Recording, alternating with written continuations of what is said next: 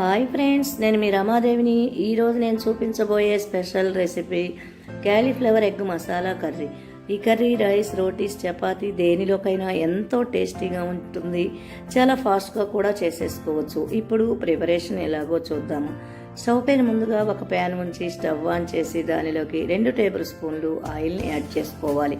ఈ oil heat ఎక్కగానే 1 tablespoon తాళింపు గింజలని యాడ్ చేసుకోవాలి. మినప్పప్పు, ఆవాలు, జీలకర్ర, పచ్చిశనగపప్పు, అలాగే 2 ఎండుమిరపకాయలని తుంచుకొని యాడ్ చేసుకోవాలి. 2 రెమ్మలు కరివేపాకును కూడా యాడ్ చేసుకోవాలి.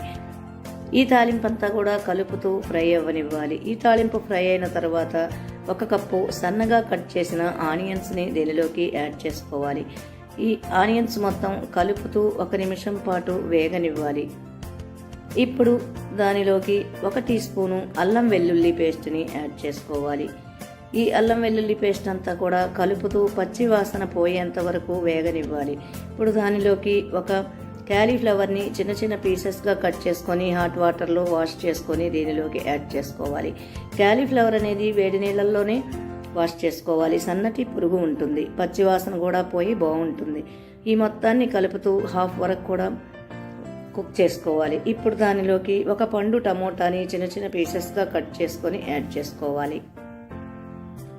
అలాగే దానిలోకి టేస్ట్కి సరిపడా సాల్ట్ని, 1/2 టీ స్పూను పసుపుని, 1/2 టీ స్పూను కారాన్ని, 1/2 టీ స్పూను గరం మసాలాని యాడ్ చేసుకోవాలి. ఈ స్పైసెస్ మొత్తం కూడా ఈ క్యాలీఫ్లవర్కి బాగా పట్టేలాగా ఒకసారి బాగా మిక్స్ చేసుకోవాలి.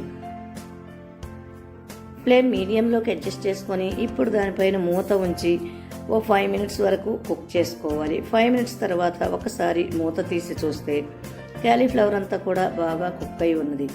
ఇప్పుడు దానిలోకి 2 ఎగ్స్ని బ్రేక్ చేసి యాడ్ చేసుకోవాలి.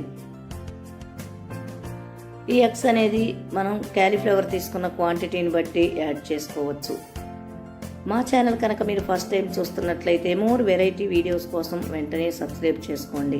ఈ మొత్తాన్ని బాగా కలుపుతూ 2 నిమిషాలు ఫ్రై చేసుకోవాలి. ఇదంతా ఫ్రై అయిన తర్వాత లాస్ట్ అండ్ ఫైనల్గా సన్నగా కాడలతో సహా కట్ చేసిన కొంచెం కొత్తిమీర తరుగుని యాడ్ చేసుకొని ఒక్కసారి బాగా మిక్స్ చేసుకొని స్టవ్ ఆఫ్ చేసి దించి సర్వింగ్ బౌల్లోకి తీసుకోవాలి.